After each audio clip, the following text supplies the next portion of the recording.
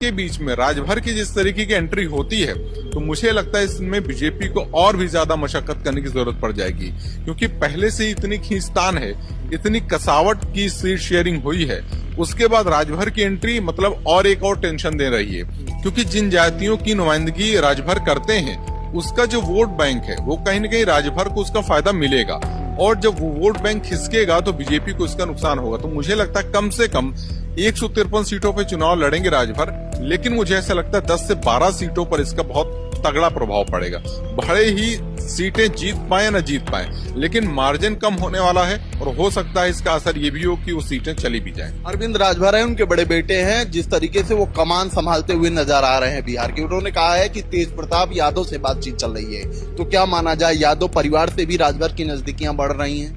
निश्चित रूप से जिस तरीके का अभी बिहार का सियासी समीकरण है उसमें तेज प्रताप से अगर गठबंधन हो जाता है तो इसमें कोई भी ऐसी आश्चर्यजनक बात नहीं होगी, क्योंकि तेज प्रताप खुद भी पार्टी से, अपनी पार्टी से अलग हो चुके हैं। अपनी पार्टी के साथ वो इस समय चुनावी मैदान में है, तो उनको भी एक चाहिए एक सहारा, और राजभर की पार्टी को भी एक ऐसा ही सहारा चाहिए। यानी दो दिल टूटे हुए लोग हैं, अब इन दोनों को एक सहारा चाहिए। तो अगर गठबंधन हो जाता है तो मुझे लगता है एक तीसरा फ्रंट, बहुत तगड़ा फ्रंट तैयार हो जाएगा, जिसमें तेज प्रताप यादव और राजभर पार्टी चुनाव साथ में लड़के 50 से कम सीटों पे अपने प्रभाव को यहाँ पे छोड़ेगी, और वो सीट राजद की भी हो सकती हैं, जेडीयू की भी हो सकती हैं, और एनडीए के जो बीजेपी के जो दल हैं, एनडीए के जो दल हैं, उन पर भी इसका असर पड़ सकता है। यानी कहीं न कहीं 40 से 50 सीटें ऐसी हैं, अगर दोनों लोग चुनाव लड़ेंगे तो उसका बहुत बड़ा असर पड़ेगा, क्योंकि जन सुराज का जो असर है बहुत ज्यादा इसमें असर नहीं दिखता हुआ नजर आ रहा है। हाँ, उनका असर इतना दिखेगा कि लोग उनसे जुड़ रहे हैं,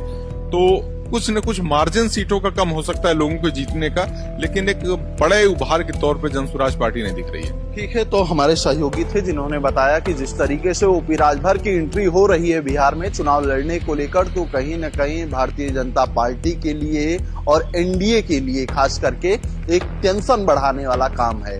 तो इस बातचीत में फिलहाल इतना ही। ऐसी खबरों को आपके बीच में लेकर आते रहेंगे, तब तक देखते रहिए खबर चौक।